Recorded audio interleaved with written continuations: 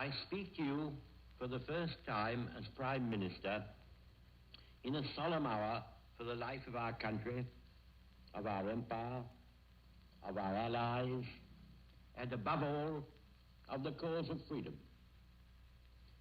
A tremendous battle is raging in France and Flanders. The Germans, by a remarkable combination of air bombing and heavily armored tanks, have broken through the French defenses north of the Maginot Line, and strong columns of their armored vehicles are ravaging the open country, which for the first day or two was without defenders. For myself, I have invincible confidence in the French army and its leaders. Only a very small part of that splendid army has yet been heavily engaged, and only a very small part of France has yet been invaded.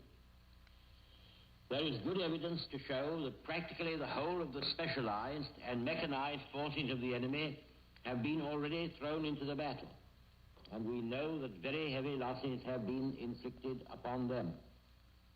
No officer or man, no brigade or division which grapples at close quarters with the enemy, wherever encountered, can fail to make a worthy contribution to the general result. The armies must cast away the idea of resisting attack behind concrete lines or natural obstacles, and must realize that mastery can only be regained by furious and unrelenting assault. And this spirit must not only animate the High Command, but must inspire every fighting man. In the air, often at serious odds, often at odds hitherto thought overwhelming, we have been clawing down 3 or 4 to 1 of our enemies. And the relative balance of the British and German air forces is now considerably more favorable to us than at the beginning of the battle. In cutting down the German bombers, we are fighting our own battle, as well as that of France.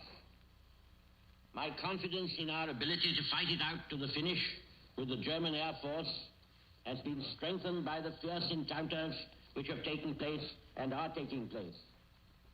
At the same time, our heavy bombers are striking nightly at the taproot of German mechanized power and have already inflicted serious damage upon the oil refineries on which the Nazi effort to dominate the world directly depends.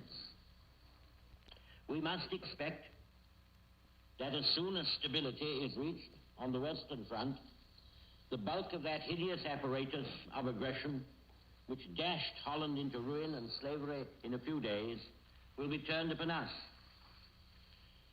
I'm sure I speak for all when I say we are ready to face it, to endure it, and to retaliate against it to any extent that the unwritten laws of war permit. There will be many men and many women in this island who, when the ordeal comes upon them, as come it will feel comfort and even a pride that they are sharing the perils of our lads at the front, soldiers, sailors, and airmen, God bless them, and are drawing away for them a part at least of the onslaught they have to bear. Is not this the appointed time for all to make the utmost exertions in their power? If the battle is to be won, we must provide our men with ever-increasing quantities of the weapons and ammunition they need. We must have, and have quickly, more aeroplanes, more tanks, more shells, more guns. There is imperious need for these vital munitions. They increase our strength against the powerfully armed enemy. They replace the wastage of the obstinate struggle, and the knowledge that wastage will speedily be replaced enables us to draw more readily upon our reserves and throw them in now that everything counts so much. Our task is not only to win the battle, but to win the war. After this battle in France abates its force, there will come the battle for our islands, for all that Britain is and all that Britain means. That will be the struggle. In that supreme emergency, we shall not hesitate to take every step, even the most drastic, to call forth from our people the last ounce and the last inch of effort of which they are capable. The interests of property, the hours of labor, are nothing compared to the struggle for life and honor, for right and freedom, to which we have vowed ourselves. I have received from the chiefs of the French Republic, and in particular from its indomitable Prime Minister, Monsieur Reynaud, the most sacred pledges that whatever happens, they will fight to the end, be it bitter nor be it glorious. Nay, if we fight to the end, it can only be glorious. Having received His Majesty's commission, I have formed an administration of men and women of every party and of almost every point of view.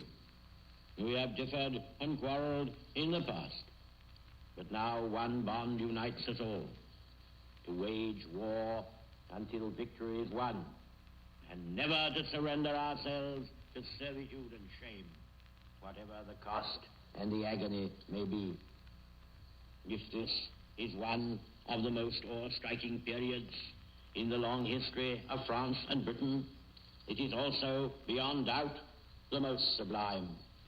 Side by side, unaided except by their kith and kin in the great dominions and by the wide empires which rest beneath their shield, side by side the British and French peoples have advanced to rescue not only Europe but mankind from the foulest and most soul-destroying tyranny which has ever darkened and stained the pages of history.